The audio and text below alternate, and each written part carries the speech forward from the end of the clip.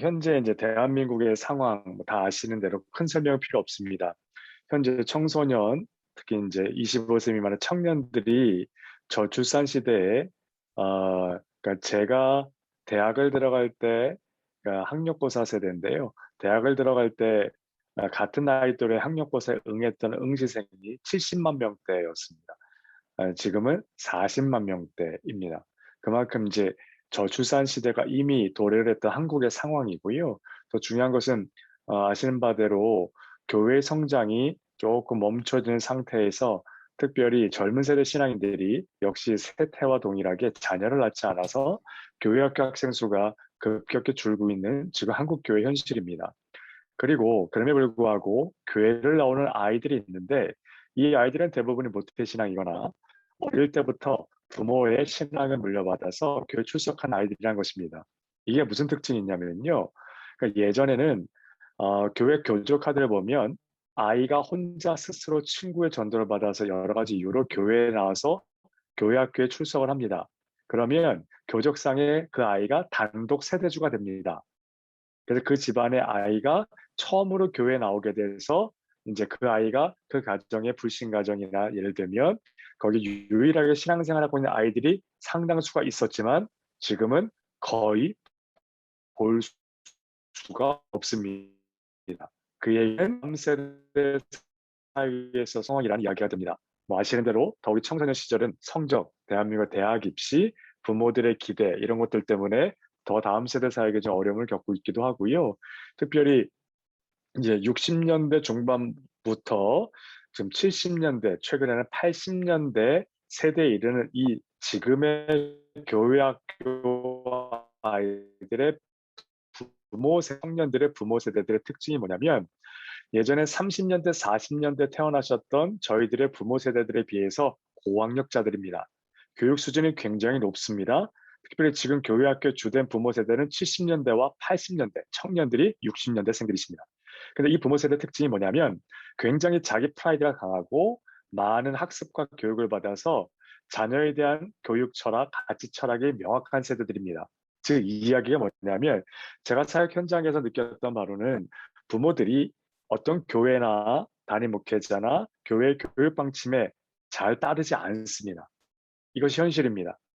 그러니까 본인들은 교회 헌신도 하고 신앙생활 하지만 아이들은 본인들이 나름대로의 기준을 가지고 키워가는 세대. 그래서 제가 참고로 소개 있게 말씀을 드리면 제가 부교육자 시절에 17년 동안 사역을 했고요. 그 17년 동안은 한 해를 쉬지 않고 청소년 사역을 했습니다. 특별히 고등학생들 고등부 부서를 제 나름은 은혜이고 축복이라고 확신하는데요. 한 해도 쉬지 않고 고등부를 17년을 했고요. 겸직하여 교구나 다른 사역들을 계속 같이 할 수 있었던 그런 제 개인적인 이력인데요. 고등학생들 사역을 하면서 가장 힘들었던 것이 바로 이 부모 세대와의 충돌이었습니다. 교회에서 집사님, 안수 집사님들이신데 수련회를 보내지 않거나 제자위원회 참여시키지 않거나 그런 일들이 생각보다 거의 다반사로 늘 사역 현장에서 벌어졌다는 이야기가 됩니다. 마지막입니다. 아이들이 줄고 있습니다. 특별히 제가 요즘 최근에 한 1, 2년 안에는 코로나 전부터 청년들을 주로 만나고 있는데요. 교회적인 관심과 대안의 부재 속에서 청소년 사역과 청년 사역이 지금 답보 상태에 놓여져 있다는 것입니다. 잘 아시겠지만 다음 세대 사역은 당장의 교회적인 상황과 연계하기가 굉장히 어렵습니다. 특별히 최근에 청년 사역이 아주 어렵습니다. 서울에 있는 모 대형 교회에 코로나 직전에 청년부 예배 출석 수가 1,500명이 좀 넘었는데요. 지난주에 700명대로 주저앉았습니다. 아주 유명한 메가처치의 현실이기도 합니다. 그런데 교회는 지금 코로나와 여러 가지 악조건 속에서 현상 유지도 어렵다 보니까 재정적인 어떤 상황, 또 장년 성도들의 상황, 그 상황들을 좀 어떻게 급급하게 처리하는 상황이다 보니까 다음 세대 청소년들과 청년들, 특별히 청년들, 고등학생들에 대해서는 거의 손을 놓고 있는 그런 상황이 지금 한국 교회의 지금의 모습이기도 합니다. 자, 이런 상황들을 좀 살펴보면서 제가 오늘 이 선교사님들과 만남을 준비하면서 조금 리와인드를 좀 해봤습니다. 제가 청소년 사역을 초창기 시작했었던 1994년, 95년 그때거든요. 그때부터 한 10여 년간 초창기 사역 시절에 청소년 사역을 하면서 했던 고민들이 있었습니다. 그걸 조금 제가 정리를 해 봤습니다. 처음에 무엇을 해야 되는가? 아이들과 무엇부터 해야 되는가? 그냥 예배드리고 공과 공부하고 그냥 가끔 만나서 공차고 짜장면 사주는 거. 저도 그거밖에 몰랐었습니다. 그런데 실제 사역 현장에서 부서에서 함께 청소년 사역에 헌신할 교사들이 교회에다 이렇게 청지기로 임명되어 계시는데요. 생각보다 실제 사역에 있어서는 교사들이 굉장히 어려웠습니다. 교사들과의 관계. 이분들이 사역자에 대한 평가, 소문 다 내고 계시는 분들이 됐더라고요. 또 현실에 하지 않겠습니다. 또한 청소년 사역을 하는데 전도사, 목회자, 성직자 이게 무슨 뜻이냐면요. 아이들을 주로 상대하다 보니까 교회 내에서도 실질적인 다음 세대 사역자들은 어떤 목회자로서의 어떤 대우, 어떤 포지션 이런 것을 전혀 생각보다 배려하지 않는 것들이 굉장히 많았었습니다. 그리고 제가 청소년 사역을 하면서 가장 어려웠던 게 설교였는데 설교. 아이들이 교회에 왔을 때는요. 설교를 어떻게 하면 듣지 않을까라는 마음을 갖고 옵니다. 그리고 멍하니 옵니다. 그냥 한국의 아이들 예를 들면 후드 티셔츠를 입고 와서 예배당 들어오는 순간 후드 티셔츠를 그냥 뒤집어 쓰고 잡니다. 앉자마자 잡니다. 찬양할 때가 아니라 그냥 앉자마자 잡니다. 그 아이들에게 말씀을 전한다. 설교가 굉장히 어려웠던 청소년 사역에서 가장 어려웠던 게 설교다라고 저는 감히 말씀드릴 수가 있을 정도였다라는 것이고요. 이 고민 속에서 제가 고민하다가 여러 가지 좀 책도 참고하고 세미나도 참석하면서 조금 분석을 하면서 청소년 사역에 어프로칭을 했었습니다. 그래서 레인지 뉴스 미니스트리라고 이 PPT 화면이 뭐냐면요. 조금 영역을 구별해서 전략적으로 접근해 볼 필요가 있겠다 이런 생각을 좀 하게 되어졌고요. 제 개인적으로입니다. 그래서 청소년 아이들 첫 번째 대상 타겟이 영역이 있고요. 두 번째 부모들 그리고 세 번째 아이들이 가장 많은 시간을 보내는 학교나 학원이나 친구 뭐 남아공에 있는 청소년들의 상황도 뭐 크게 다르지 않을 것 같습니다. 뭐 학원이 없어도 그 아이들마다 커뮤니티가 있고 무슨 과외 활동이 있고 스포츠 어떤 활동이 있을 거라 여겨지고요. 이 각각 세 가지 영역을 구분하고 각각의 세 영역에 대한 대상자들에 대한 고민과 분석을 굉장히 나름 열심히 해서 사역을 해 나갔던 그런 제 개인적인 어떤 시간들이 있었습니다. 현장 상황에 따라 또 유형도 좀 구분을 해봤습니다. 특별히 아이들이 예를 들면 제가 교육전자 시절에 담당했던 고등부 아이들이 약 한 100명 정도가 됐었는데요. 대형 교회였습니다. 거기는 아이들 좀 신앙적으로 구분해봤습니다. 인격적인 만남이 있는 아이들, 구원의 확신이 있는 아이들, 없는 아이들, 훈련에 참여하는 아이들, 수련회와 열심히 교회 활동을 하는 아이들, 아이들을 좀 분석했습니다. 선교사님들의 사역지에 계시는 아이들도 이거는 노출되어서는 절대로 안 되는 자료죠. 저만이 갖고 있는 자료죠. 사람들이 보면 오해가 될 수도 있습니다. 그래서 아이들을 영적인 정황에 따라서 좀 명확하게 구별을 하고 전략적으로 접근을 해보면 어떨까라고 저는 실제로 좀 도입을 했고요. 두 번째, 청소년 다음 세대 아이들의 어떤 상황적인 구분해봤습니다. 문제라고 좀 표현하겠습니다. 성적인 문제가 있는 아이들이 생각보다 굉장히 많습니다. 특히 남아공은 모르겠는데요. 대한민국은 굉장히 많습니다. 대한민국 아이들이 예를 들자면 제가 지금은 교회를 개척해서 7년째 목회를 하고 있지만 직전에 사역했었던 강남의 교회에서는요. 남녀 고등학생 아이들이 교제를 시작하면 3개월 정도 지나면 대부분 성관계를 갖습니다. 예, 어디서 갖느냐 장소는 대부분 각자의 집입니다. 부모들이 다 맞벌이하거나 바쁘시기 때문에 서초구 강남구에 있는 아파트의 빈집들이 낮에는 굉장히 많습니다. 이런 현실들, 성적인 문제 굉장히 심각합니다. 대한민국의 청소년들이요. 근데 남아공에 있는 아이들도 현지인들도 청소년들의 이 성 문제는 아마 별로 다르지 않을 거라 여겨지고요. 또 친구 관계, 그리고 부모 관계, 자아 정체성. 내가 왜 살아야 될지 모르겠다. 나도 내가 싫다. 가장 많이 아이들이 하는 표현이기도 합니다.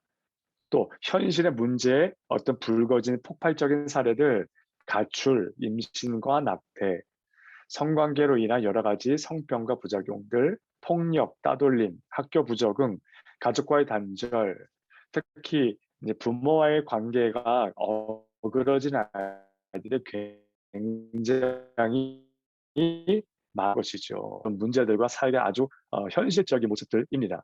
이렇게 좀 사역적인 내용들도 분류를 했어요. 저는 분류를 해서 각각의 아이들에게 어떻게 접근할지를 제가 고민하고 자문을 구하고 교사들과 나누고 그게야 각각의 영역에 그 어프로칭을 할 수 있는 평신도 볼런티어 그룹을 조직을 해서 각각의 아이들 대응, 예를 들면 제가 직전에 고등부 사역을 할 때는 고등부 부서 안에 뭐 여건이 되는 것도 있었습니다. 전도폭발팀을 만들었습니다. 특별히 10대 전도폭발팀도 만들었고 학교 예배사역팀도 만들었고 상담팀도 만들었고 영역을 구분하고 각각 영역에 따라서 아이들을 조금 이끌어줄 수 있는 그런 시도들을 좀 했었습니다. 참고로 들으시면 되겠습니다. 근데 청소년 사역을 하면서 제가 가장 어려웠던 것 중에 하나가 뭐냐면 생각보다 자문을 구할 수가 없었어요. 청소년 사이였던 선배라 이렇게 할 수 있는 부분 그런 분들 만나기도 굉장히 어렵고요. 그래서 뭐 고작 제가 참고했던 서적 몇 권인데요. 예를 들면 뭐 덕필즈라는 사람의 새드베크의 청소년 사역 이야기, 뭐 메리너스 철치의 청소년 사역 이야기, 오렌지 컨퍼런스의 여러 가지 유스 미니스트리, 특히 YS 컨벤션이라고 하는 미국의 자료들을 많이 뒤져봤는데요. 참 좋은 원리들은 도입할 수가 있었지만 실제적인 내용들은 굉장히 어려웠습니다. 아무도 안 가르쳐 제가 가장 고민했던 것들 한 5가지 제가 사역 현장에서 고민했던 것들이었습니다. 청소년 설교에 모델이 없었어요. 제가 청소년 사역을 시작했던 90년대 중후반에 대한민국에서 이찬수 목사님이라는 분이 나오셔서 YY 부흥모고서 내시고 청소년 찬축자 하셨습니다. 유일하게 청소년 설교자라고 제가 설교도 테이프도 들었던 분이 뭐 그 정도 분, 지금 뭐 바로 직속 선배라서 교제도 하고 있기도 한데요. 청소년 설교에는 모델이 없었어요. 관한 청소년 설교, 그러니까 설교학, 설교에 관한 책들과 자료들은 굉장히 많지만 다음 세대 설교 사역에 대한 컨텐츠가 거의 없었습니다. 그러다 보니까 각계전투인 겁니다. 선교사님들이 현지에서도 아이들을 또 다르게 특히 이제 선교지에서 이렇게 전도되어지고 교회로 올려오는 청소년 다음 세대 아이들에게 말씀을 전할 때 아마 가장 힘드시지 않을까. 저도 역시 그렇게 생각을 합니다. 제가 뭐 지금 어떻게 아까 선교 소개해 주셨지만 코스타나 국내외 집회 청소년 청년 설교를 가면 여전히 많이 하고 있긴 하지만은 여전히 쉽지 않은 게 다음 세대 대상으로 한 설교 사역입니다. 참 이건 누가 가르쳐 주셨으면 좋겠는데 아직도 대한민국에서는 이걸 가르쳐 주시는 뭐 어떤 분이나 어떤 세미나도 없습니다. 네, 두 번째입니다. 아이들과 관계. 이거 정말 어렵습니다. 한 가지 팁을 드리면 뒤에 제가 해답이라 그럴까 좀 팁을 나누면 아이들은 설교 잘하는 목사님, 선교사님, 또 굉장히 능력이 있고 유명한 목사님, 선교사님, 일도 관심 없더라고요. 아까 첫 번째 연결된 게 뭐냐? 아이들은요, 자기한테 관심 있고 그게 진짜인 사람, 진짜 자기에 관심 있는 사람, 그게 최고입니다. 그리고 그 사람이 설교자가 되면 설교를 그래도 들어주려고 하더라고요. 그 사람이 교사면 공과 시간에 조금 들어주려고 하더라고요. 참 그렇더라고요. 이거는 아마 전 세계 어느 나라, 어느 환경에 있는 청소년, 청년들이 할지라도 아마 거의 비슷하지 않을까. 근데 저희들에겐 그게 어렵다라는 것입니다. 자, 세 번째, 이제 가르치는 옆에 코워커들. 그들을 어떻게 세우고 어떻게 내가 섬겨야 되는가. 아마 선교사님들 같이 동역하시는 볼런티어 스태프들이나 코워커들이 계실 텐데요. 아마 그것이 굉장히 힘드시리라 봅니다. 저 역시도 굉장히 어려웠고요. 그래서 그들과 같은 마음과 같은 꿈을 가지고 그들을 꾸준히 계속 지속적으로 교육시켜 나가는 것이 아마 제일 중요하지 않을까 이런 고민을 해봤습니다. 뭐 이거는 제 실제 담임 목사님 원하신 거 이거는 패스하겠습니다. 또 마지막입니다. 그러면 교육 계획은 어떻게 세워야 되는가? 제가 가졌던 고민 중에 5가지 영역들이었습니다. 자, 다시 한번 오늘의 문제로 들어갑니다. 아까 했던 내용인데요. 이거 기억해 주시고요. 자, 주일학교 인원의 변화. 이건 2013년도 대한민국의 참고 자료인데요. 통계청의 자료입니다. 잘 보십시오. 학생 수입니다. 급감을 합니다. 갈수록 급감을 하고요. 2018년도 통계 자료를 보니까 이거보다 더 가파르게 감소하고 있었습니다. 제가 그것은 파일링에 대한 어떤 PDF 파일을 받지 못해서 이렇게 나누지 못한 점 양해 좀 부탁드리겠습니다. 자, 주일학교 사역적 변화가 또 중간에 생겼죠. 제가 청소년 사역이라고 한 8년, 9년 넘어갈 때 밀레니엄이 오고 2000년이 넘어가면서 주 5일 근무제가 됐습니다. 그러면서 이제 금요일이 되면 부모 세대나 아이들 세대, 청년 세대들이 다 아주 불금을 보내면서 여행을 떠나고 놀기도 하고 편안한 주말을 보냅니다. 그러다 보니까 주일 출석이 아이들을 주일날 출석시키는 것이 굉장히 어려운 환경적인 어려움이 우리에게 찾아왔었습니다. 또한 여러분 이거 잘 보셔야 되는데요. 저희가 지금 섬기고 함께하는 청소년, 청년 세대들, 청소년 세대와 MZ 세대를 다 포함합니다. 이 세대들은요, 그러니까 80년대 중반부터 지금 2000년대 세대들까지 이 세대의 특징은요, 디지털 세대입니다. 그 특징이 뭡니까? 자, 디지털 네이티브들입니다. 태어나면서부터 터치하고 모니터 앞에 앉았던 세대들입니다. 무슨 말인지 아시겠죠? 그래서 이들에게 가장 어려운 게 뭔지 아십니까? 검색은 있는데 이들은 사색이라는 것을 해본 적이 없습니다. 그리고 이들의 그냥 생활 환경에 익숙해진 문화적인 툴에 대한 활용은 대부분 검색입니다. 즉각 찾으면 되는 것이지 뭐 우리로 말하면 큐티, 뭐 말씀 묵상, 성경 본문을 가지고 어떤 성경 공부 교재나 공과 공부를 하는 거 이거 굉장히 어려워합니다. 굉장히 어려워합니다. 디지털 네이티브 세대들에게 말씀을 묵상하라, 큐티 묵상해봐라, 애들 죽을 맛인 겁니다. 진짜. 이게 애들 굉장히 힘들어합니다. 힘들어한 게 거의 하지 못해. 제가 지난주일날도 한 저기 분당의 대형교회 청년부에 있는 리더들입니다. 소글 리더들을 대상으로 이제 돌아오는 주일까지 3주가 워크숍을 진행하고 있는데요. 청년들도 사색, 묵상을 힘들어합니다. 대부분 검색합니다. 포털, 인스타그램, 그리고 유튜브. 검색을 찾아서 찾으면 되지 왜 내가 말씀, 주님의 생각, 하나님의 뜻을 생각하고 관종하고 또 고민하고 말씀을 들여다봐야 되는가. 이게 훈련이 안 돼 있는 세대가 아니라 훈련이 굉장히 어려운 세대들이 지금 이런 문화적 상황에서 디지털 네이티브 세대로 자라났던 우리가 섬겨야 되는 청소년, 청년, 다음 세대들이라는 사실이라는 것입니다. 자, 이해가 되실 것입니다. 자, 그럼 이 아이들의 또 굉장히 재밌는 사실, 한국교회 얘기인데요. 교회와 가정과 이제 학교로 나뉘어지는 아이들의 생활 영역이 있습니다. 여기에 공통 분모가 있고요. 그런데 다음 표를 잘 보셔야 되는데요. 교회 교육과 가정 사역에 대비해서 우리가 조금 어려울 수밖에 없는 현실을 좀 직시해 보시면 지금 화면을 보시면 40이라는 숫자가 기록되어 있습니다. 그리고 또 하나 보여드리면 3000이라는 숫자가 기록되어 있습니다. 이것이 무슨 숫자냐면요. 40이라는 숫자는 대한민국에서 아이들이 교회, 신앙 영역 공동체에서 1년 동안, 1년 12달, 365일입니다. 1년에 평균적으로 교회에서 보내는 시간이 약 40시간. 교회 바깥에서 보내는 시간이 약 3000시간입니다. 여러분, 우리는 말이 안 되는 게임을 하고 있는 것입니다. 40시간을 아이들을 가르쳐서 3000시간을 이겨보겠다. 40시간의 신본주의적 가치관, 성경의 가치관, 하나님의 말씀, 영적인 교육과 신앙 교육을 가지고 무신론, 다신론, 다원주의, 물질, 진화론 등등이 지배하고 몰고 가고 있는 아이들의 삶을 극복하려고 도전하려고 하고 있다는 것입니다. 여러분 물리적으로 이게 가능합니까? 물리적으로는 불가능합니다. 그러나 분명히 저는 가능하다고 봅니다.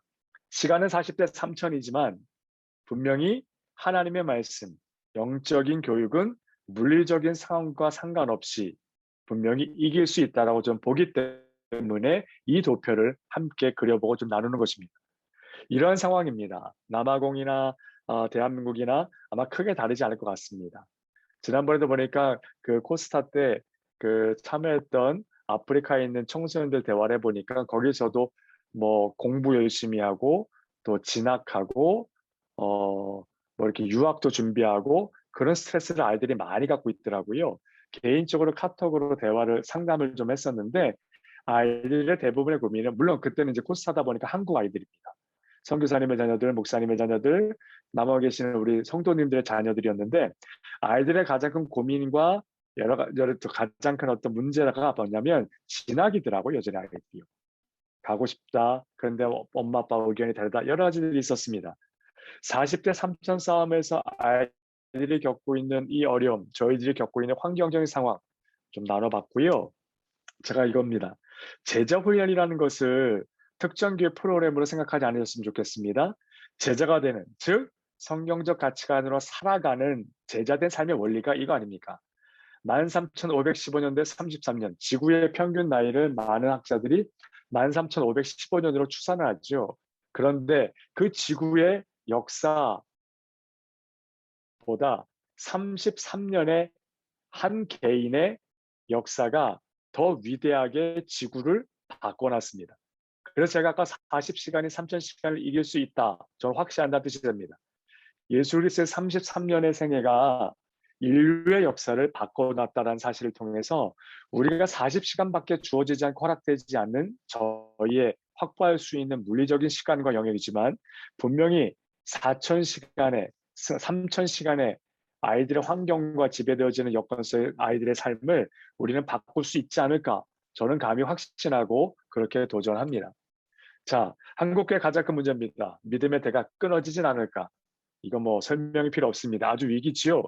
자, 그 제자 훈련의 원리라는 게 아까 말씀대로 성경적 가치관으로 살아가는 제자를 만드는 원리인데 결국 페라토 프린서플이 뭡니까? 2080입니다. 제가 청소년생활을 하면서 초창기에 가장 헤매다가 자리를 잡으셨을 때 뭐냐면 예를 들자면 10명의 청소년들을 만났다고 했을 때 저는 처음에는 10명을 다 잡으려고 했었습니다. 무슨 얘기냐면 똑같이 만나고 똑같이 나누고 이렇게 하다 보면 애들이 다 따라오겠지. 역시 그게 아니더라고요. 반응하는 10명 중에 1명, 2명의 아이들을 편애가 아니라 개인적인 관계를 막 맺고 말씀을 나누기 시작하니까 그 여파가 점점점 퍼져가는 것이 10대 또래 집단의 특징이라는 사실을 제가 발견하게 되었습니다. 그래서 태가 나지 않는 지혜를 가지고 소수의 아이들, 그러니까 선교사님들께서 만나는 남아공에 있는 청소년 아이들도 계실 텐데요. 아마 소그룹도 있고 다수의 대다수로 상대하시는 선교사님도 계실 텐데 볼런티어 스태프들과 좀 나누셔서 우리가 맡고 있는 아이가 10명이라면 처음엔 정말 한 명을 붙들고 간다라고 생각하고 달려든다는 거죠. 이게 뭐냐면요. 한 명을 붙드는 게 한 영혼의 철학 것도 맞지만 다른 아이들, 반 교사로 비유를 하면 내가 교사인데 10명의 아이를 맡고 있다 그러면 정말로 태가 나서는 안 되고 티가 나면 안 되고요. 한 명의 아이, 말씀에 반응하고 내 연락을 받아준 그 아이와 관계를 잘 맺어서 말씀과 하는 것까지 입시반이나 다른 반의 다른 아이들 만나게 됐을 때 협공을 해서 또 한 명을 만들어가고 또 한 명을 만들어가고 이렇게 해야 되는 것이 청년사기라고요. 아이들이 대그룹 사역에 있어서 설교나 집회도 애들이 반응을 하지만 아까 말씀드렸듯이 자기에게 진짜로 관심 있는 사람한테만 마음을 열거든요. 그래서 이게 굉장히 어려운 겁니다. 밑빠진 독에 물붓기처럼 아마 보여지는 것이 다음 세대 사역이라고 이렇게 보시면 뭐다 알고 계시리라 이렇게 생각이 듭니다. 자, 이런 질문 해봤습니다. 한국교회 특별히 교회 학교가 굉장히 위기를 맞고 있어서 대가 끊어질까라는 고민들을 많이 하고 있는데 왜 이런 일이 벌어질까? 아까 말씀드린 뭐 현실적 원인들, 저출산 시대 여러 가지 등등이 있는데 고민을 좀 해보면서 자료들을 좀 모은 걸 좀 나눠보도록 하겠습니다. 한국교회 교회학교가 쇠퇴하고 있는데 왜 이런 일이 벌어질까? 한번 살펴봤습니다. 한국교회 신뢰도 조사 2008년부터 13년 자료인데요. 교회 탐구 연구소라는 곳에서 조사한 것인데요. 교회에 대한 신뢰도가 아주 생각보다 낮습니다. 대한민국이나 사회 안에서 40% 이상의 대한민국 국민들이 교회를 신뢰하지 않습니다. 교회를 신뢰하지 않는다는 것은 교회 다니는 자들을 신뢰하지 않습니다. 교회 다니는 자들을 신뢰하지 않는다는 것은 전도에 대한 거부, 교류를 끊게 된다는 얘기입니다. 그러다 보니까 아이들 세대도 전도가 되지 않는. 예전에는요, 초등학교 앞에 가서 뭐 솜사탕 선물 주고 교회 전도해 주면요, 다 받아갔습니다. 요즘 그거 아십니까? 그러면 보안관한테 쫓겨납니다. 학교 보안관한테 쫓겨나고요, 심지어 그걸 신고하는 부모들도 있습니다. 왜? 교회가 학교 앞에서 전도 활동을 하냐고. 요즘 그렇게까지 한국교회가 되어져 있는 암울한 현실들이 있습니다. 한국 기독교 내부 세부 신뢰도라는 자료 한번 제가 좀 나누는데요. 잘 보시면 기독교인의 말과 행동에 믿음이 간다. 목사의 말에 믿음이 간다. 한국교회 활동에 사회에 도움이 된다. 세 가지 중에 그래도 대한민국 국민들이 고무적이고 긍정을 생각하는 것은 교회의 대사회적인 활동은 그래도 좋게 생각하는 부분들이 아직은 계시는 것 같습니다. 이런 일이 왜 벌어질까? 제가 밑에 빨갛게 벌집체로 제가 명기를 해드렸는데요. 말씀이 삶에 적용이 안 되는 것이 가장 큰 문제다. 제 진단입니다. 왜 갑자기 다음 세대 얘기하다가 이 어떤 그 데이터 자료를 갑자기 나누고 말씀이 삶에 적용이 되지 않는 것이 교회 학교의 쇠퇴 가장 큰 이유고 다음 세대 살기에 가장 큰 난점이고 어려움이라는 말씀드린 뭐냐면 교회에 대한 신뢰도 교회에 대한 사람들의 신뢰도가 떨어진 것이 교회 다니는 행위, 종교 행위는 있으나 말씀대로 살지 못하는 우리들의 모습이라는 것이 아이들에겐요 더 직선적이고요 더 애들 표현하고 레알입니다. 레알. 그래서 교회 중직자이고 신앙생활하는 부모가 교회에 가란다고 해서 아이들이 그걸 받아들이는가 그것도 아주 큰 문제로 우리 안에 자리 잡고 있다. 이 말씀 좀 나누겠습니다. 자, 한국 교회가 한국 전쟁 이후로 90년대 중반까지 급성장을 합니다. 죄송하지만 저는 이거 성장이라고 표현했습니다. 부흥이라고 말하지 못하겠습니다. 성장을 했습니다. 교회 수가 많아지고 교인 수가 증가를 했었습니다. 그런데 2000년 초반을 넘어서부터 정체기가 되어지고 이 뒤에 보면 더 급격히 추락을 하는 그래프가 나올 것 같아요. 근데 자료가 없습니다. 코로나 직전에 자료가 여기까지밖에 없어 제가 조사하지 못하였습니다. 주요 교대 교세 통계 현황을 제가 어렵게 자료를 좀 입수해 봤는데요. 2015년 자료입니다. 2015년 연말 자료를 제가 2017년 초에 구했고 이 뒤로는 업데이팅이 어떤 교단도 아직 되어 있지 않다고 합니다. 자, 합동, 통합, 감리교, 고신, 기장, 합신 이 정도만 일단 조사를 해봤는데요. 대부분 보시면 여기는 그래도 생각했던 것보다 많이 줄지는 않았다라고 보여지죠. 왜냐하면 이때가 조금 논란과 어려움이 대형교회 중심으로 한 문제들이 언론에 보도되어지고 막 티키타카가 막 벌어졌던 것이 2014년, 15년이었고요. 성도 수가 급격히 좀 정체되고 감소된 것이 2018년부터라고 합니다. 네, 그런데 그 자료가 없습니다. 저희 한국 기독교 안에. 근데 그 자료가 없는 게 오히려 더 안심이 되는 네, 그런 상황으로 보여지고요. 지금 현재가 이렇습니다. 그러니까 아이들을 잡는다. 이 개념을 우리가 다음 세대를 섬긴다라는 개념을 어떻게 잡아야 될까 좀 이제부터 좀 나누려고 하는데요. 95년, 2005년, 2015년 10년 단위로 제가 한번 자료를 좀 정리를 해봤습니다. 유치 초등부, 초등학생 그리고 미취학의 유치부까지입니다. 이렇게 줄어들어요. 이거 저출산 시대 아주 그냥 그대로 나타난 현상입니다. 청소년 더 급격히 줍니다. 청년의 그 세부 불리면요. 20살에서 29을 청년 1이고요. 29살 이상 싱글 미혼 청년을 청년 2라고 제가 도표로 표시를 해드렸습니다. 어느 세대 하나 줄지 않고 있는 세대가 없다는 사실을 되게 마음 아프게 화면을 통해서 나눕니다. 아이들에게 물었습니다. 왜 교회 오는 것이 즐겁지 않고 오기가 싫으니? 자거나 쉬고 싶어서 물리적인 아까 It's Smile Day라고 Smile Friday라고 하셨죠.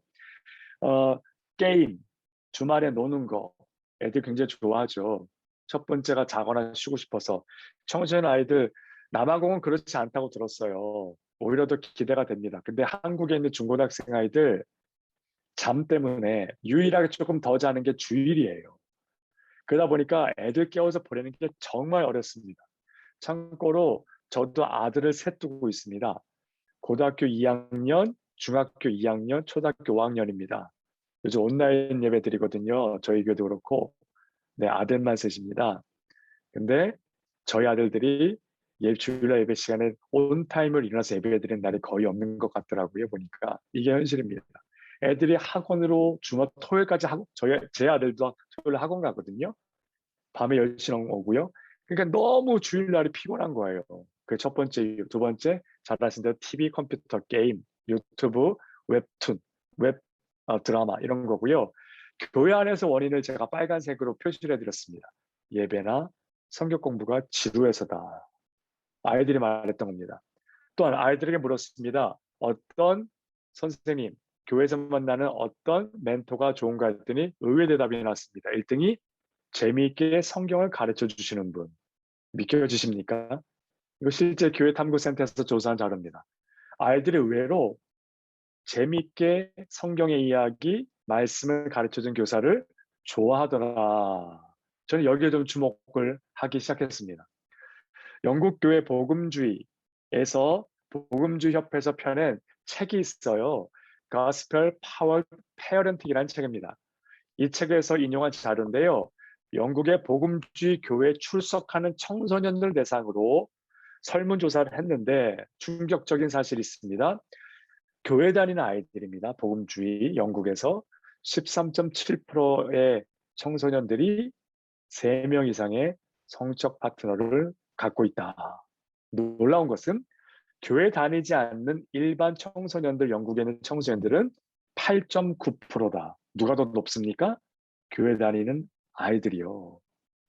영국의 보험주 교회들이 순결 서약식을 합니다. 근데 그 효과가 어느 정도나 이 책에 기록되어 있냐면 그냥 18개월간 성접촉을 늦춰준 효과밖에는 없다. 서약자의 88%가 결국 성관계를 하더라. 이게 영국 복음주의 교회 안의 청소년들의 상황입니다. 2014년 대한민국 자료입니다. 한국교회 탐구센터라는 곳에서 자료 리서치를 했는데요. 한국의 교회를 섬기고 교회 출석하는 기독 청년들에 대한 실태조사. 성경을 믿죠? 남자 평균 6명, 여자 평균 3명. 남자 전체 평균 4.8명. 성관계 경험이 전체 52%. 미혼 청년들입니다. 세상에 있는 일반 교회에 대한 청년들과 거의 다르지 않습니다. 이게 성적인 문제를 제가 대표적으로 예를 들어서 이 자료를 나누고 하는 것은요. 아이들이 왜 교회 오지 않을까? 아이들을 어떻게 영적으로 세울까를 고민했을 때 아이들의 영적인 상황과 정황을 살펴봤을 때 가장 비근한 예로 충격도 좀 있지만 들 수 있는 문제가 바로 성적인 부분입니다. 청년들과 청소년. 자, 기독교로 청년들이 떠납니다. 복음적인 청년들이 계속해서 교회를 떠나는 사실도 우리가 좀 보게 되어지게 되는데요. 대부분 교회를 떠나서 다른 종교로 가는 그런 청년들은 사실 그렇게 많지 않고요. 대부분 무종교이거나 무교회주의로 빠지는 특별히 청년 세대들이 굉장히 많다라는 한국교회 탐구센터의 리서치 자료를 인용해 드립니다.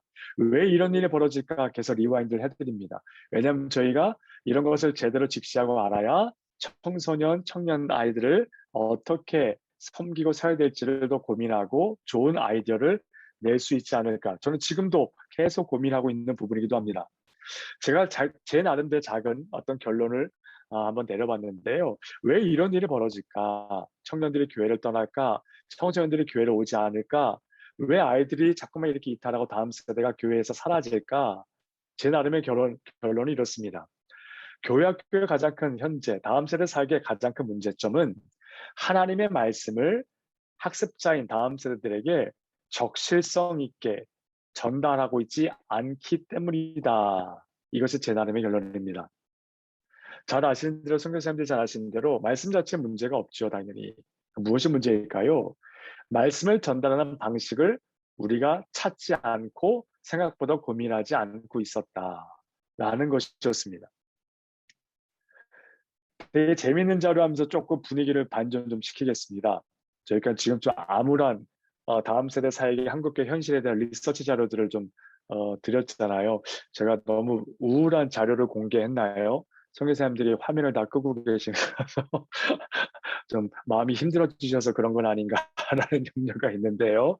조금 분위기를 반전시켜드리면 아까 말씀드렸던 영국교회 복음주의 협회 자료를 인용해드리면 회심한 청년들에게 물었습니다. 당신은 언제 예수를 만났습니까? 그 얘기죠. 자료를 보시면 14세 이전이 75%입니다.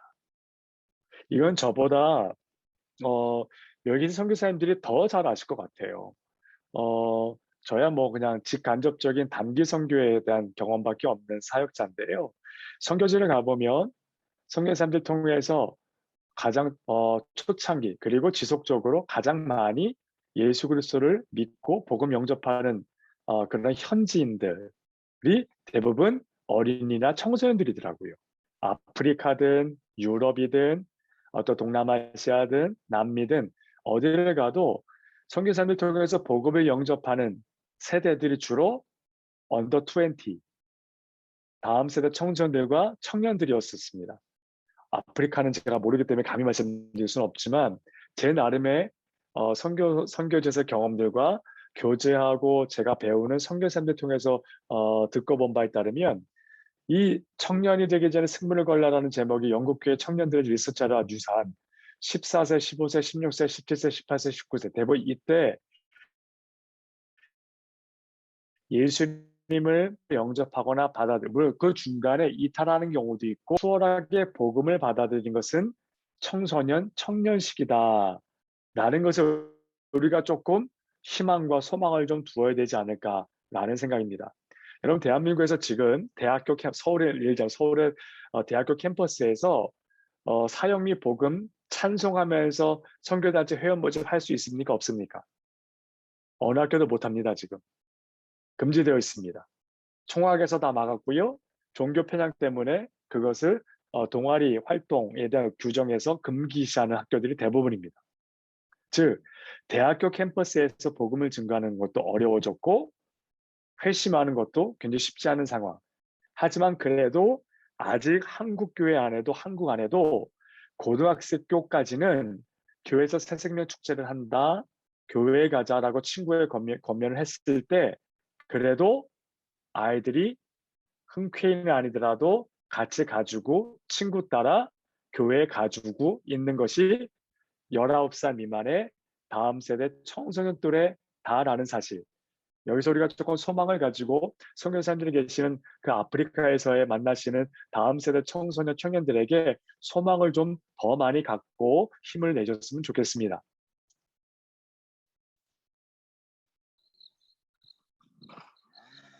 네. 자, 제가 앞에 쓴 자료를 제가 한 거고요. 2014년 7월 통계 결과, 통계청 통계 자료인데요. 청소년 대상을 물었습니다. 만약 당신이 종교를 갖는다면 어떤 종교를 갖겠는가? 놀라운 답변입니다. 기독교가 밀릴 줄 알았습니다. 그런데 청소년들에게는 대한민국 안에서 아직도 기독교가 그래도 호감 있는 종교, 그래서 기독교, 천주교, 불교, 순이었더라고요. 아프리카의 상황은 제가 전혀 모릅니다. 아마 선교사님들이 잘 아실 것 같고요. 대한민국의 청소년들은 아직도 기독교의 호감이 그래도 있는 것 같아요. 그래서 이들에게 말씀으로, 하나님의 말씀으로 영향을 끼쳐야 된다라는 제 생각입니다. 아이들에게 물었습니다. 왜 교회 오니? 라고 했더니 이게 더 놀랍습니다. 그냥 엄마가 가래서요. 이게 가장 많을 줄 알았어요. 사실은. 그런데 의외의 답변이 나옵니다. 66.4%의 아이들이 자기의 신앙, 설교 듣고 싶어서, 예배가 좋아서, 여기에는 찬양이 좋아서 뭐 여러 가지가 있습니다. 하지만 자신의 신앙 때문에 교회를 나오더라고요. 그래도 교회 나온 아이들이. 아프리카에서 복음을 듣고 선교사님들이 인도하고 섬기시는 예배 공동체 예배에 참여할 때 그 친구들도 별로 다르지 않을 것 같아요. 더 알고 싶고 좋아서 하나님이 말씀이 찬양이 기도가 우리가 생각보다 미션을 어프로칭에 너무 많은 부담을 갖지 않아도 되지 않을까라는 저는 생각합니다. 제가 다음 세대 사역을 하면서 청소년, 청년들 어떻게 하면 전도하고 그들을 교회 안에 정착시키기 위해서 안 해본 것 빼고 다 해본 것 같습니다. 행사, 별의별 이벤트 정말 안 해본 게 없습니다. 뭐 제가 그렇다고 뭐 다 해봤다는 아니지만 어떻게 하든 아이들을 좀 어프로칭을 해서 끌어오려고. 근데 제가 어느 순간부터 깨달은 것은 그 고민은 거기까지였고요. 가장 중요한 것은 말씀으로 아이들에게 승부를 걸어야 된다라는 결론을 제가 좀 내렸습니다. 네. 그래서 교사라고 제가 표현을 했는데요. 목회자, 교사, 뭐 목회자도 말씀을 가르치는 직분이니까요. 장로고요. 저희가 아이들에게 해줄 수 있는 가장 큰 선물이 중요한 것이 뭐냐면 하나님의 말씀을 제대로 가르치는 것이다. 라는 작은 매듭을 짓게 됩니다. 하나님의 말씀 가르치는 거 당연하게 당연하게 알고 있고 성경 사람들도 알고 계시고 저도 알고 있는데요. 왜 이게 결론이냐면요. 교육 사역자 역량 순위라는 어떤 이 도표 자료가 있는데요. 이건 파이던 선교에서 정리했던 교육 사역자에 대한 여러 가지 데이터 분석 자료인데요. 쭉 보시면 소명감이 제일 커요. 첫 번째는 소명감입니다. 저 첫 순서를 보시면 소명감, 사역에 대한 만족, 헌신, 인성, 어떤 영성, 이거는 뭐 다 아시는 거기 때문에 제가 그냥 그렇게 해놨지만 여섯 번째 교역자 리더십 기술 능력도 빨간색으로 제가 표현해드린 이유가 있습니다. 뭐냐면 말씀을 가르치는 사역자가 해야 될 일들. 첫 번째, 교수, 학습 능력을 키워야 된다는 거고요. 학생들 이해하고 성경을 꾸준히 공부하고 익혀야 되고 아이들, 다음 세대들에게 말씀을 전하기 위해서는 이게 좀 어른들과 다르진 않은데 어른들보다 조금 특이한 것은 성경을 가르치는 자리지만 말씀을 전해야 되는 자리에서도 예배든 소그룹이든 간에 그 아이들의 가정과 부모, 학교 등 그들의 환경과 연계되어진 정보를 갖고 있어야 돼요. 그래서 아이들에게 계속 꾸준히 틈틈이 말씀을 전하다가 아이들과의 공통 연결된 연결고리를 계속 터칭을 해줘야 된다는 게 다음 세대 말씀 사역의 가장 큰 특징입니다. 예. 그게 뭐냐, 이거 쉽게 말씀드리면 아이들은 말씀을 듣고 배우면 그거 아시죠? 오징어 게임이 왜 히트 쳤죠? 제가 내일 넷플릭스로 지옥을 좀 보려고 하는데요. 지옥이 또 떴지 않습니까? 최근에. 예, 왜 뜨죠? 여러분, 그 다음 세대 아이들에게 넷플릭스 드라마나 오징어 게임, 그런 것들 뜨는 이유는 뭐죠? 40분짜리가 6개. 짧아야 합니다. 애들은 짧은 거 좋아합니다. 디지털 네이티브 세대들. 근데 왜 짧아야 되죠? 짧으면서 애들은 익숙한 게 뭐냐면 바로 자기 자신에게 적용을 합니다. 인스타그램, 유튜브, 넷플릭스 막 그런 겁니다. 예. 말씀을 가르치면서 계속 각 마디마디를 나눈 다음에 아이들에게 바로 적용을 해주는 게 필요합니다. 다음 세대 말씀 사역에서. 그래서 이걸 제가 이 도표에 잡은 가정 연계, 학교 연계, 아이들의 삶에 대한 터칭 포인트를 잡아서 말씀 성경 부분을 가르치다도 계속해서 접근을 해야 된다는 겁니다. 이거는 청소년 다음 세대 설교에서도 그렇고요. 여러분, 뭐 선교사님들 너무 말씀 잘 하시겠지만 그래도 아이들에게 들리는 설교를 하는 다음 세대 설교자들의 공통점이 뭐냐면 성경을 강의하고 주의하는 것 똑같습니다. 그래서 이제 최근 추세는 청소년들과 청년 설교자들도 말씀에 굉장히 충실합니다. 그런데 반드시 해당 부분에 대한 주의와 주제를 가지고 끌고 나가다가 한 가지 이상의 적용점을 터칭한 다음에 그 다음으로 넘어갑니다. 근데 그게 잘 드셔야 되는 게 설교를 예를 들면 예화가 아닙니다. 예화가 뭐냐면 이런 말씀이 이렇게 전달되어졌을 때 이런 일이 있었다라는 그건 이제 어른들의 설교에서 주로 생각하는 예화의 개념인데요. 아이들은 어떤 예화라 그럴까요? 어떤 터칭 포인트를 가장 호감 있어 하냐면 그 해당 말씀의 주제와 내용으로 끄집어낼 수 있는 포인트와 주제가 설교자 자신과 아이들이 처해 있는 환경 속에서 어떤 의미를 갖는지 그것에 대한 예를 듣기를 원하는 것입니다. 조금 더 쉽게 말씀드리면 청소년 설교자들은 절대로 자신의 성공담을 얘기하면 안 됩니다. 내가 기도했더니 성적이 올랐어. 내가 원래는 아침잠이 많았는데 하나님을 만나고 하나님에 대한 꿈을 꾸니까 아침잠이 없어져 새벽에 일어나서 공부하고 큐티하기 시작했어. 애들 열나 짜증납니다. 설교자들 말씀을 전하는 오히려 영적 교사들에 대한 작은 실패담. 여러분 10대들은 청소년 청년들은요. 실패에 굉장한 중압감을 갖고 있습니다. 오징어, 쭈구리, 찌질이라고 하는데요. 공부 잘하는 사람만 인정받고 좋아하는 세상, 심지어 교회, 부모. 애들이 굉장히 중압감과 억압에 눌려 있어요. 거기서 공부 잘했다는 간증 애들 하나도 좋아하지 않습니다. 말씀을 전하는 교사, 선교사, 목회자의 말씀을 살아내지 못하는 작은 하지만 소소하고 진실된 이야기들 그리고 10대 아이들의 주변에서 흔히 볼 수 있는 그런 동일한 이야기들 이것이 말씀을 가르치면서 동일하게 지속적으로 증거되어져야 된다라는 그런 말씀을 드립니다. 이거 넘어가겠습니다. 제가 연구했던 훅북룩툭이라고 하는 어떤 툴이 있어요. 조금 뒤에 나오는데요. 아이들에게 어떻게 말씀을 잘 가르쳐야 될까요? 여긴 공과로 되어 있지만 설교자에게 다 동일한 얘기인데요. 계속해서 지속적으로 다음 세대들에게 말씀을 전하는 사역자들은 자신의 티칭 스타일을 끊임없이 고민하고 개선시켜 나가야 된다는 좀 어려움이 있습니다.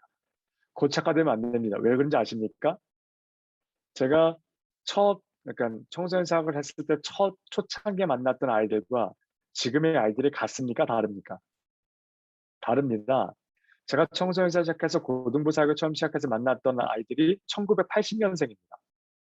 그리고 현장 실제 부서에서 마지막으로 만났던 청소년 사역 부서의 제자들이 98년생입니다. 무려 18년의 갭이 있어요. 1980년대 아이들과 98년생 아이들이 설명하지 않겠습니다. 완전 다릅니다. 완전 다릅니다. 그러니까 제가 80년대 아이들을 가르쳤던 방식을 고수했다가 실패한 경험이 굉장히 많아요. 네, 굉장히 많습니다. 끊임없이 말씀 사역자는 티칭 스타일을 개선하고 연구해야 된다는 그런 좀 어려움이 있고요. 그리고 아이들의 어떤 학습 스타일이 뭐냐면 아까 말씀드린 세대가 달라졌어요. 80년대 아이들과 MZ세대들과 지금의 이제 2000년대 이 아이들은 또 다른 얘기가 됩니다. 그렇죠? 자, 하지만 변함없는 제가 배워서 지금까지도 장년 사역이나 청년 사역이나 청소년 사역에서 그대로 도입하고 있는 훅북룩툭이라는 성경 교수 방법의 툴이 있습니다. 이거 아시는 분도 계실 것입니다. 이겁니다. 훅북룩툭입니다. 훅입니다. 거는 겁니다. 처음에 인트로고 이야기고 관계입니다. 이 훅을 위해서 아이들 따로 만나고 한국으로 말하면 짜장면도 사주고 떡볶이도 사줍니다. 그렇죠? 그리고 북입니다. 아이들 떡볶이 사주고 짜장면 사준 이유는 북을 위해서, 말씀을 같이 보기 위해서, 나누기 위해서. 그렇죠? 그리고 룩입니다. 그 말씀 보고 나서 아이들이 어떻게 하는지 저희가 룩 바라봐 줘야 됩니다. 훅에서도 짜장면 삽니다. 룩에서도 짜장면 삽니다. 이게 다음 세대 사역이더라고요. 그 다음에 툭입니다. 그렇게 지속적으로 이것을 사이클을 반복적으로 가다 보면 아이들이 아까 말씀대로 10명 중에 1명이 말씀에 반응하기 시작합니다. 그때 take, 툭 거는 것입니다. 아이들을 잡는 것입니다. 훅북 루트, 실제 사역에서 예를 들면 예배를 예를 들면 예배에서는 훅이 설교입니다. 설교를 통해서 예배에 참여해 있는 다음 세대 아이들을 좀 확 걸어야 됩니다.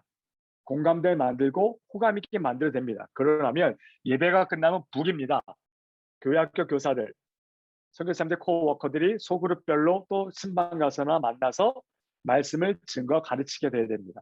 예배를 들면 선교사님들이 설교를 하시고 나면 예배 끝나고 나서 참여했던 다음 세대 아이들 대상으로 선교사님이 직접 내지는 볼런티어 스태프들이나 코워커들이 성경을 가르치는 스몰 그룹 시간을 갖잖아요. 그렇죠? 그때 말씀을 펴서 제대로 된 교제와 교원을 가지고 성경, 하나님 말씀 배울 수 있도록 해야 됩니다. 그리고 아이들이 어떻게 반응한지를 이제 예배, 주일을 말하면 한국교회를 말하면 주일날 북을 하고 돌아간 아이들 주중에 루킹을 합니다. 그리고 그 다음 주 주일 되기 전에 툭, 테이킹을 하는 것입니다. 어땠어? 하나하나 지난주 말씀처럼 짚어주면서 매듭까지 지어주는 이게 사실 2012년에서 15년까지 미국 오렌지 컨퍼런스에서 여러 가지 말씀의 학습 공과 교수 티칭법에 대한 컨퍼런스 중에서 가장 잘 정리되어져서 특히 미국 교회 중심으로 히트를 쳤고 2010년대 초반에서 중반까지 한국에 있는 다음 세대 사역을 왕성히 하는 교회들 중심으로 공과 교수 방법으로 행해져서 지금까지도 계속되고 있는 예를 들면 제가 직접 사랑의 교회에서 교사들을 교육하고 말씀 훈련을 시키는 방법으로 훅북룩툭을 했는데요. 지금까지도 그대로 사용하고 있는 말씀 사역의 툴이기도 합니다. 여기에 대한 자료는 나중에 혹시 또 요청하시면 제가 좀 상세한 자료의 어떤 어태치 파일을 공유할 수 있으니까요. 얼마든지 요청해 주셔도 되겠습니다. 자, 이겁니다. 후, 교육자의 설교. 부, 교육자의 설교. 루, 교사의 공과. 투, 교사의 공과. 아까 제가 예배 때 후기 교육자의 설교, 북이 볼런티어 스태프들의 공과라고 말씀드렸잖아요. 요 얘기가 아까 그 뭐가 다르냐면요. 가장 현실적이고 효과적인 방법이라고 했습니다. 원래 훅북 루톡은 제가 방금 전에 설명드린 게 맞습니다. 그런데 그것을 제가 오렌지 컨퍼런스에서 배워서 한국 교회에다 적용하려고 했더니 지금 보시는 화면처럼 되더라는 얘기예요. 교사들과 코워커들이 힘들어해요, 북을. 그래서 제가 힘들지만 청소년 설교자인 제가 훅과 북까지 해야 되더라고요. 오렌지 컨퍼런스에서 원래 내용은 아까 이겁니다. 그런데 이거를 했을 때 한국 계열에서 해보니까 훅, 북을 말씀 사역자 해야 되고 그 다음에 룩과 툭을 코워커들과 볼런티어 스태프들이 해야 되는 그런 상황이더라고요. 이건 제가 실제로 이렇게 가변을 해서 사역 현장에 접목을 했었습니다. 이건 넘어가겠습니다. 실제 예인데요. 제가 했던 예를 들었는데 혹시 필요하시면 이 PPT 자료도 제가 이규정 선교사님께 파일 원본 그대로 제가 보내드렸거든요. 별것도 아닌 건데 혹이라도 참고가 되신다면 파일을 받아보셔서 보시면 그렇게 어렵고 누구나 할 수 있는 겁니다. 이거 진짜 허접합니다. 별거 아닌 건데요. 자료 공유하시면 쉽게 선교사님들이 이해가 되실 것입니다. 자, 이거 아니고, 제가 영적 교사란 이런 화면을 자꾸 갑자기 띄웠습니다. 다음 세대 사역을 하면서 가장 제가 힘들었고, 그럼에도 불구하고 그 상황을 깨달았던 게 뭐냐면, 아이들이 변하는 것은 아이들을 섬기는 사역자들의 기도고요. 성경적 지식이 아니더라고요. 그리고 아이들이 변한다라는 것에 우리가 너무 목숨을 걸면 안 된다라는 것이 제가 다음 세대 사역을 하면서 가장 많이 저질렀던 실수가 뭐냐면 얘가 나를 만나는 때에 변화해야 된다라는 생각이었습니다.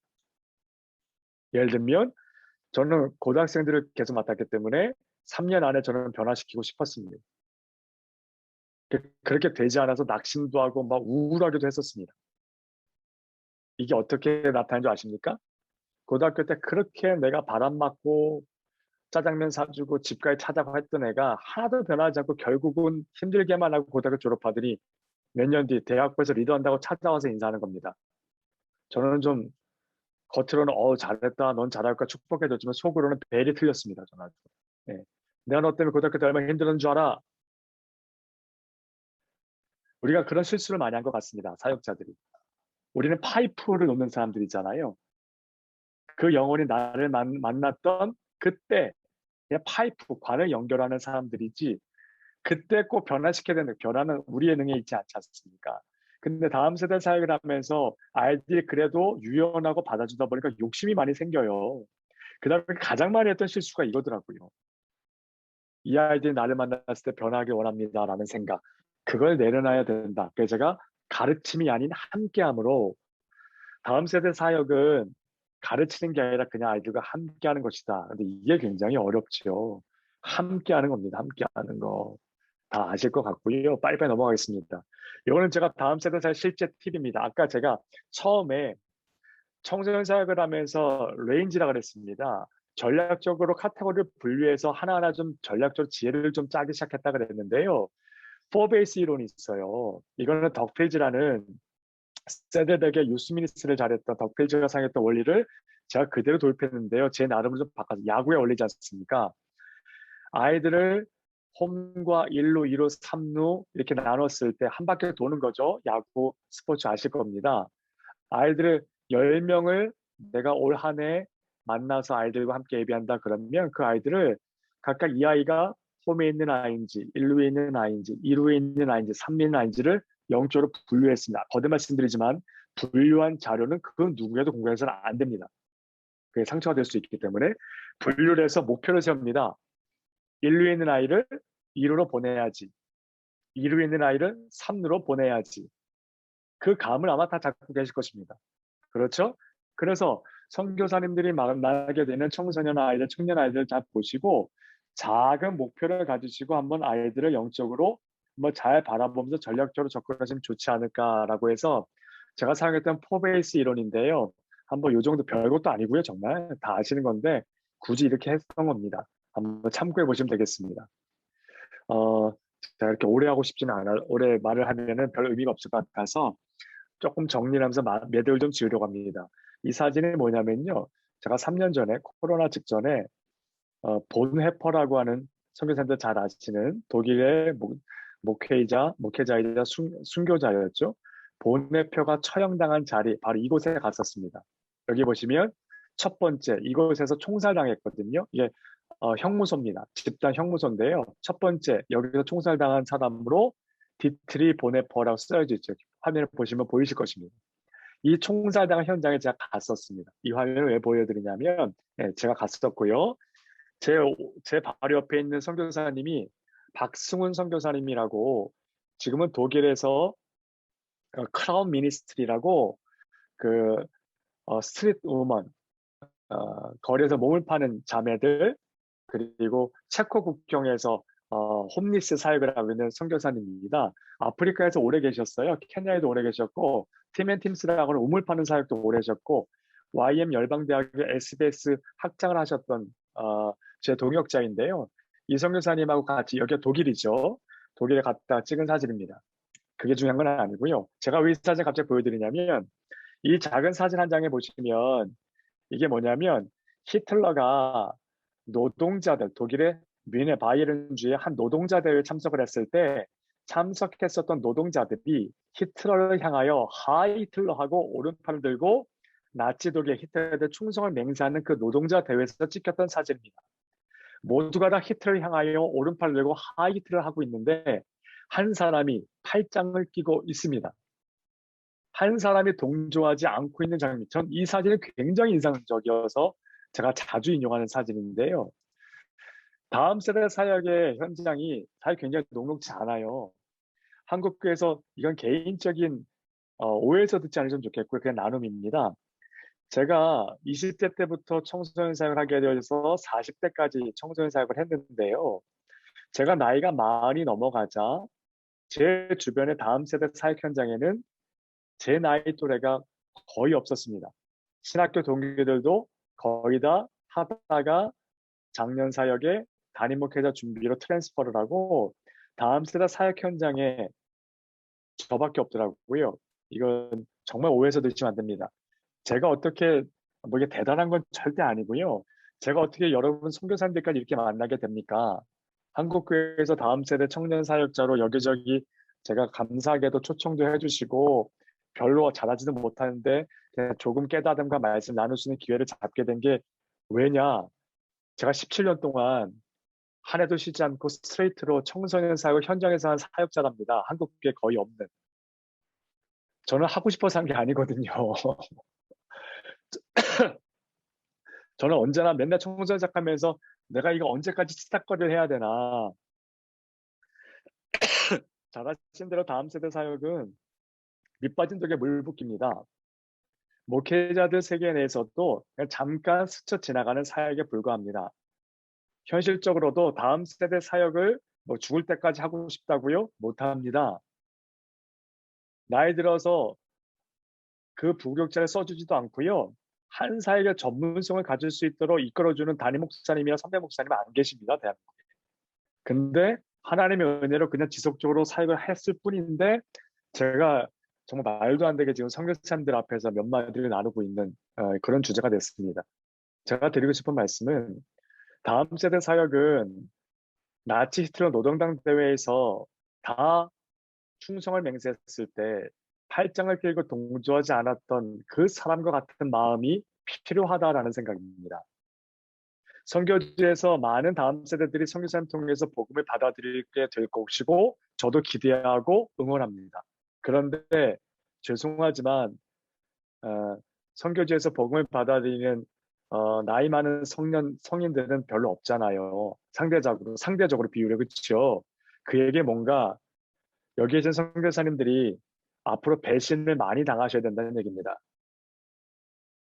얼마 전에 청소년 사역자들, 다음 세대 청소년 사역자들 컨퍼런스에 강의를 해달라 그래서 통합 측이었습니다. 컨퍼런스에 가서 강의를 했습니다. 약간 60여 명의 청소년 사역자들이 모인 자리에서 강의를 하고 Q&A 시간을 했었습니다. 그런데 후배죠. 30대 후반인가 한 목사님이 질문하셨습니다.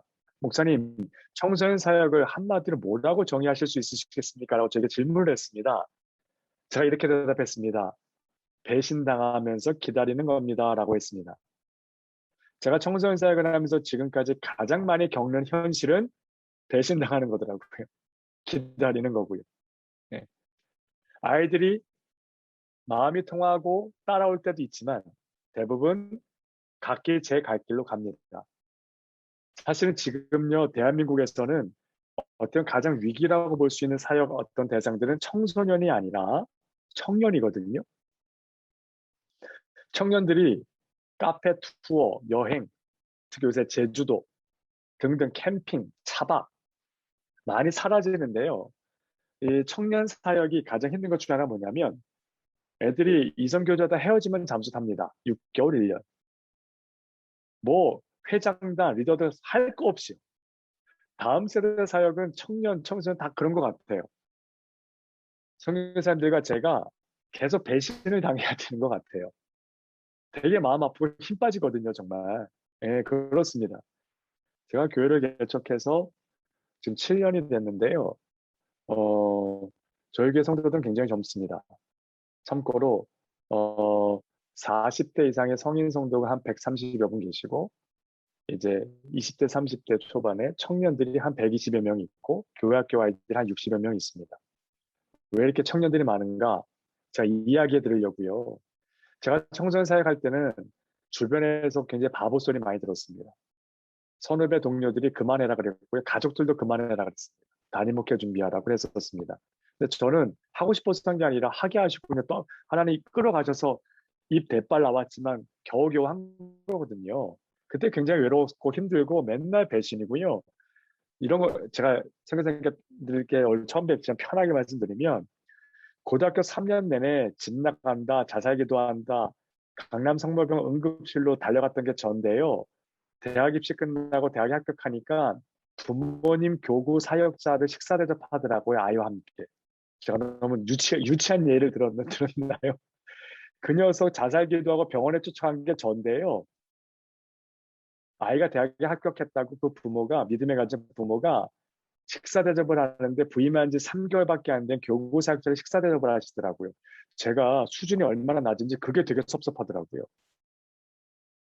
선교사님들의 얼굴빛이 이걸 왜 이상한 목사를 이기성 선교사님 데리고 왔나라는 표정으로 바뀌셨습니다. 어떻게 그런 거 갖고 유치하게 섭섭하다 그러나. 근데 저는 실제였어요. 식사 대접이 안 받아 섭섭하다는 얘기가 아닙니다. 씁쓸하더라고요. 다음 세대 사역이. 씁쓸합니다. 씁쓸해. 진짜 밑 빠진 동에 물 붓기고요. 아무도 알아주지 않더라고요. 그런데 이 말씀 드리려고요. 아이들이 그 중에 순수하게 순전하게 말씀을 나누고 함께 기도했던 스승을 기억하더라고요. 그것이 저희 교회 100명이 넘는 청년들의 이야기가 됩니다. 거의 다가 고등학교 때 저를 만났던 제자들입니다. 저는 올 줄 몰랐습니다. 저희 교회 와서 개척하는데 와서 좋다 이런 얘기가 아니라 생전 그런 기억도 못 해주는 줄 알았습니다. 물론 그걸 기억해 주길 바라고 사역을 하지 않았지만 제가 힘들고 어려울 때 그 아이들 한 명 한 명의 그 고등학교 때 목사님이 학교 앞에 오셔가지고 그냥 큐티책 한번 잠깐 나누고 가셨던 그 얘기 지금까지도 저는 그게 제 마음의 중심입니다. 이런 얘기를 해줄 때 저희 교회 와서 이렇다 그런 얘기가 아니라 정말 정말 감사하더라고요. 하나님이 고맙고요. 예. 한국교회에서 다음 세대 사역은 중요하다고 하지만 전문 사역자도 키워내지 않고 목회자도 외면하는 사역입니다. 더 급속도로 외면하고 있습니다. 그 상황에 저희가 물결은 그렇다 하더라도 동조할 필요는 없는 것 같습니다.